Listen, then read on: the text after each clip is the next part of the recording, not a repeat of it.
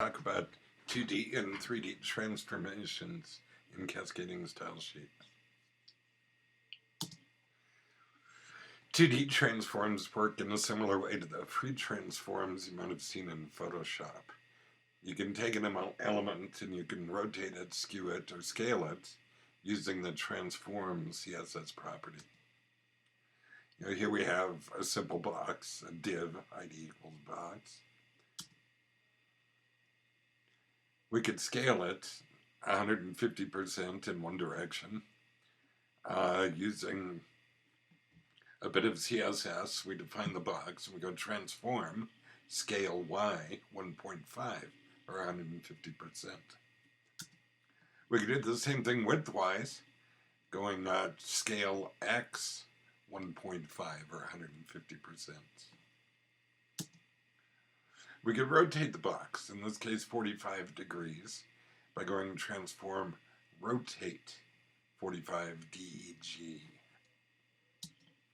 Or we can skew it. We can make our box a trapezoid by using transform skew y, in this case 20 degrees. We could also skew x and make it a trapezoid vertically rather than just horizontally. So all of these transforms happen in just a two-dimensional space. The object remains flat, and the changes you make are in the flat 2D environment. We can also animate these transitions using the @keyframes style we learned last week.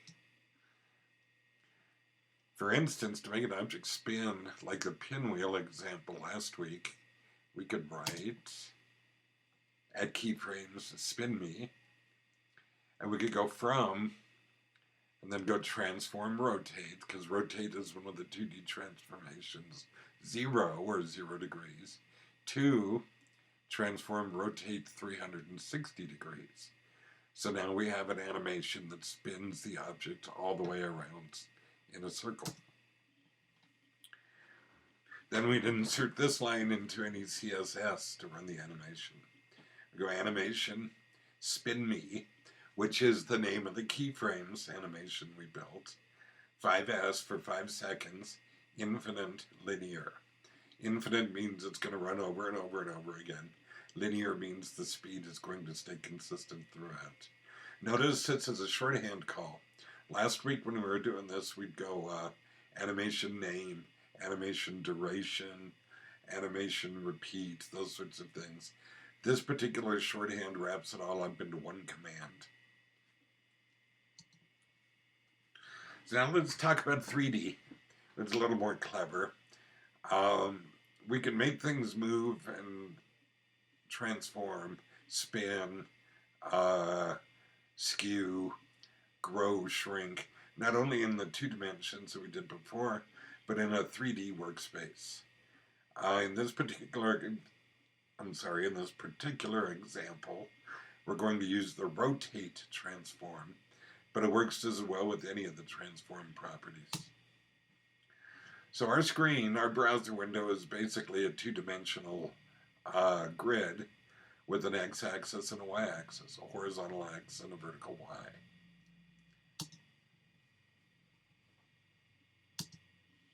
To generate the illusion of 3D, we need to create depth through a z-axis, an imaginary line that comes out towards you and recedes back past the screen. We do this by assigning a CSS property called perspective, and we give it a value. Suppose we've written the following HTML page. You'll recognize this code because it's just the bare bones tags that would be in any HTML page. You might notice one difference here. After body, we have div id equals container. Again, something we do all the time. It's an additional div tag that is apparent to everything else on the page and allows us to carry something through the whole page like the body tag. Well, we could write the following CSS for that container. Perspective 1200 pixels. That would create a z-axis that's 1200 pixels deep. And since the container div is the immediate child of body, that 3D space would encompass every other tag beneath it, every other child tag, all of the contents of the page. So here we've set up a z-axis that's 1200 pixels deep. Then we could write CSS animations that would rotate an object through that 3D space. Here's what it might look like. We could rotate X. Instead of just rotate, we say rotate X. It's spinning across the horizontal axis. You might think of this as, if it was the box we were looking at, it falls backwards onto itself and then reemerges and comes up. So it's a horizontal flip, if you will. And we can do that with a really simple keyframes call. Add keyframes. In our case, we called it spin X. From transform rotate X 0 to rotate X 360 degrees. Notice the only difference here in the 2D exercise is we didn't have the X axis or the Y axis or the Z axis. We just said rotate. Now that we've got 3 axes to work with, we have to designate that. We could also rotate across the Y axis. We could spin it vertically. And again, it's just an add keyframes. We give it a name. In this case, spin Y makes sense. And we do a transform from rotate Y 0 to rotate Y 360 degrees.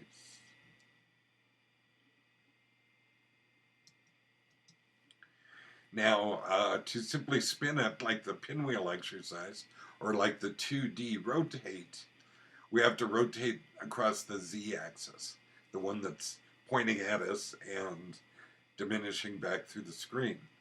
So in a 3D space, instead of just saying rotate or spin, we would say rotate Z.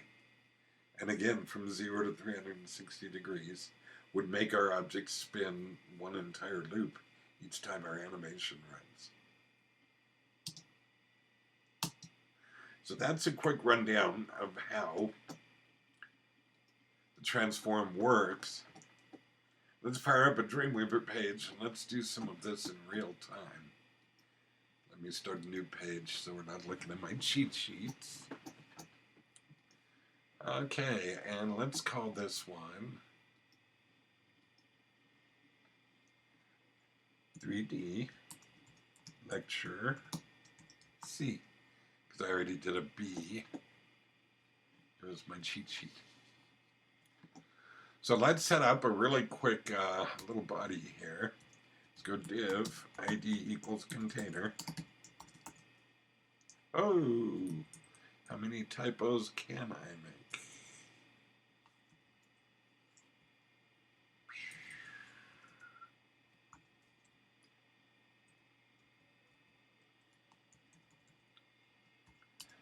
Okay, we'll close that div. Okay, now we'll get into the body contents. Let's start with the div id equals, what shall we call this one? Let's call it text box.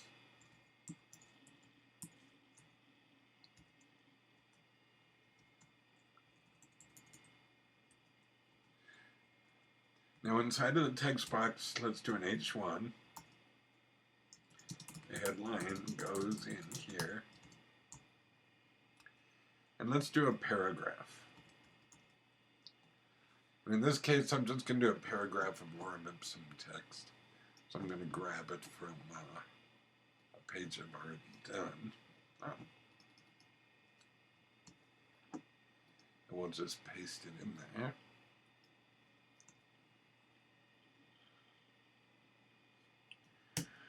Okay, so let's take a look at this page right now with no style applied to it.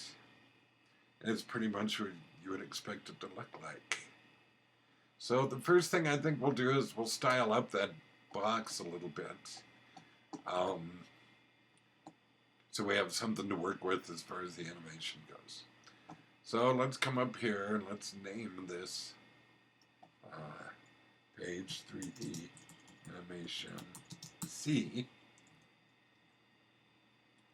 Now I'm going to come in here and I'm going to do a style tag. We're just going to do our style sheet internally. Style, REL equals style sheet.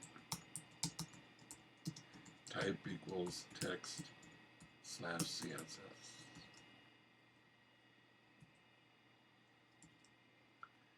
And then we'll close that style sheet.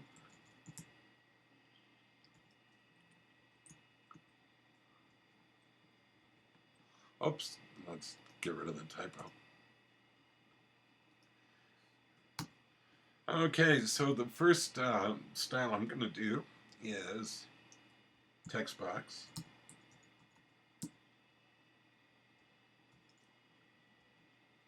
You can get a width of 500 pixels, height of 500 pixels. Give it a border. Let's go 2 pixels solid red. That'll stand out. Padding top 200 pixels to get it off of that edge. And then let's center it. Let's go padding. Not padding. We want to go margin. Oh, I'm sorry. Don't know where my head's at. Margin right, auto. Margin left, auto. As we've learned, doing that combination will center our element in the available space. We've gone from this to that. I think maybe we need to put in some padding, get this text away from the edge of the box. So let's go padding 30 pixels.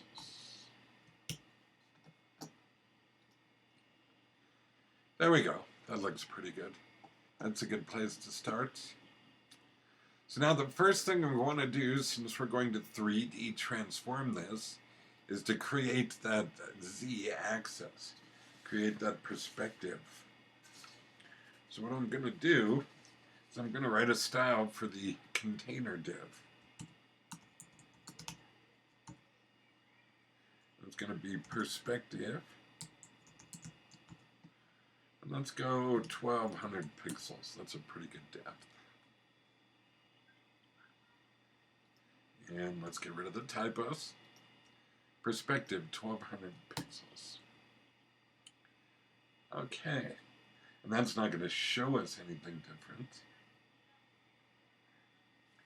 Okay, I think it's time to write a 3D animation to go with this. Let's start by simply spinning the box and all of its content. So let's do an add keyframe. Add keyframes. Let's call it spin me. Let's go from transform, rotate z 0,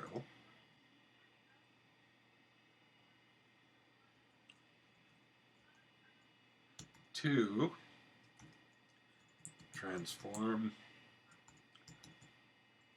rotate z 360 dg, 360 degrees.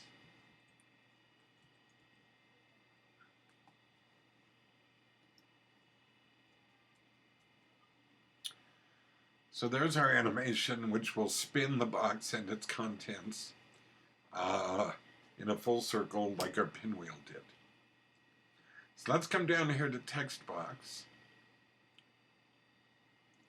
And let's add our animate call.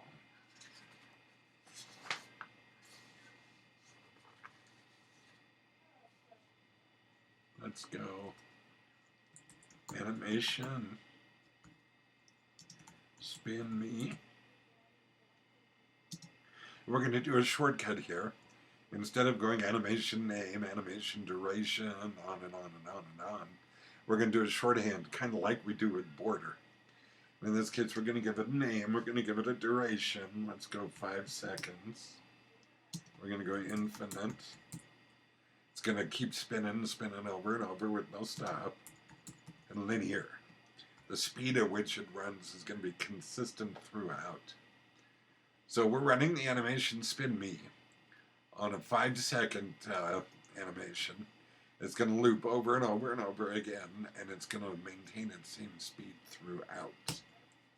So let's see what that looks like in our preview.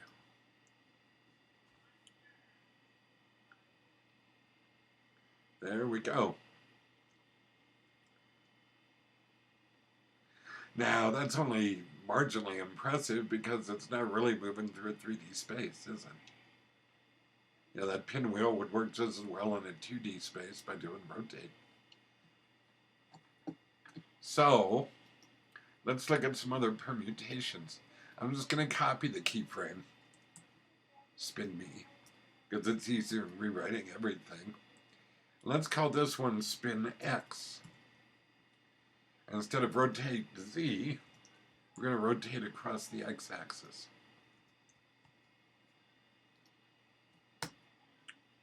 So now I'm going to come down here, and instead of spin me, I'm going to go spin X. And let's see what that looks like. Now you can see that it's rotating along that horizontal X-axis. And it is moving through the 3D space because we gave the Z-axis 1200 pixels to work with. There's plenty of room for the 500 pixel box to move through it. So that's rotate X. Likewise, we could copy this. Let's make another animation. Let's call this spin Y. And again, we're going to rotate Y. Rotate Y. And we'll come down here, and instead of going to spin X, we'll go spin Y. So we're calling this animation. And we're going to see it spins through the vertical axis, the Y-axis. So we indeed have transforms occurring in 3 dimensions.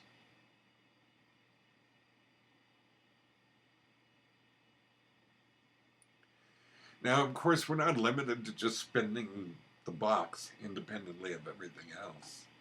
We could come in here and suppose we would write a style that looks like this. Let's go text box space H1.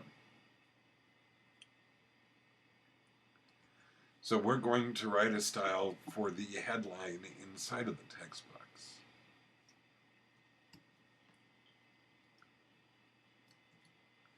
Let's see what happens if we do a spin X on that while the box itself is going spin Y. And let's lower this to maybe 2 seconds instead of 5. Let's see what kind of craziness that creates. There we go. We see the headlight spinning, or the headline spinning in the X dimension, while the whole box spins in the Y direction, or on the Y-axis. That's kind of cool. Now let's get really funky. And again, I'm going to copy and paste because I am a lazy typist. And instead of H1, let's do something with that paragraph. Let's spin that paragraph across the Z-axis. And instead of doing it an infinite number of times, because we're getting really close here to getting motion sickness and possibly vomiting all over our screen, let's run this maybe 6 times instead of infinitely. And let's see what that does. Oh, not a dingy-dong thing yet. Okay, well, let's go in. Oh, that's because I don't have a spin Z. This one was called spin me. There we go.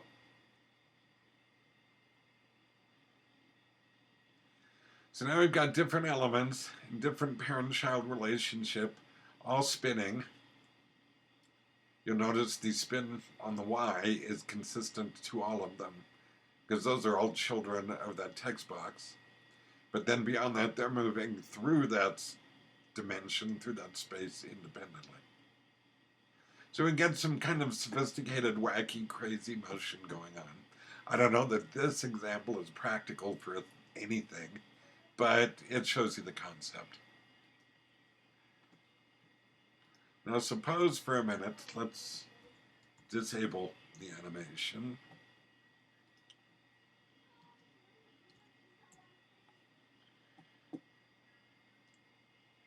Okay, and let's disable the animation on the children for a second. And let's do one more transform that doesn't involve spinning. Let's do a skew. Let's do add keyframes. Skew. Now what I want to do is I want to make it go to a trapezoid to the right and then to the left as well. So a simple from and to isn't going to do it. We're going to have to do it in percentages. So let's go 0%.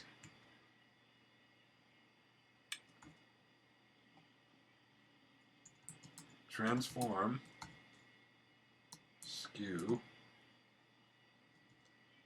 0.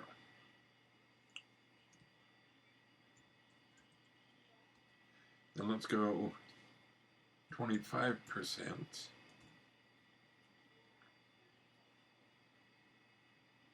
Again, I'm going to copy and paste because I'm lazy. Let's skew to 45 degrees.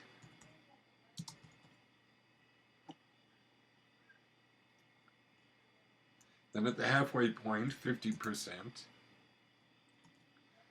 Let's go back to 0.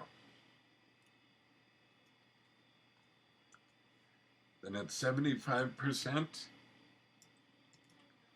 let's skew minus 45 degrees.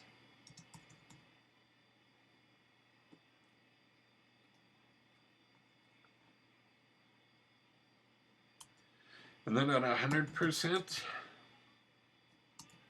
let's go back to 0. So what's going to happen is a quarter way through, my square is going to turn into a trapezoid that's pushed in one direction 45 degrees. Halfway through the animation, it's going to be a square again. 3/4 of the way through, it's going to be pushed in the other direction 45 degrees. Then at 100%, it's going to be back to 0. It's going to be a square one more time.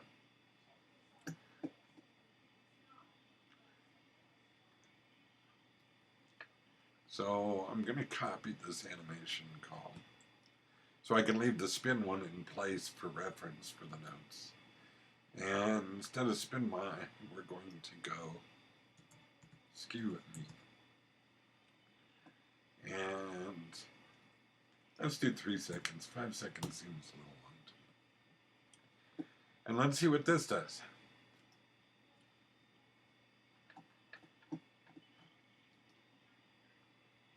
Okay, this breaks is what this does. Let's see what I did.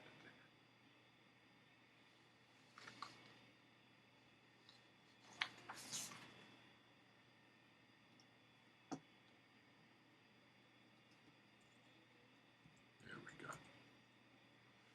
Okay, nothing but a few space typos. Now let's give it a whirl. Okay, so we can see it skews to the left and to the right at 45 degrees.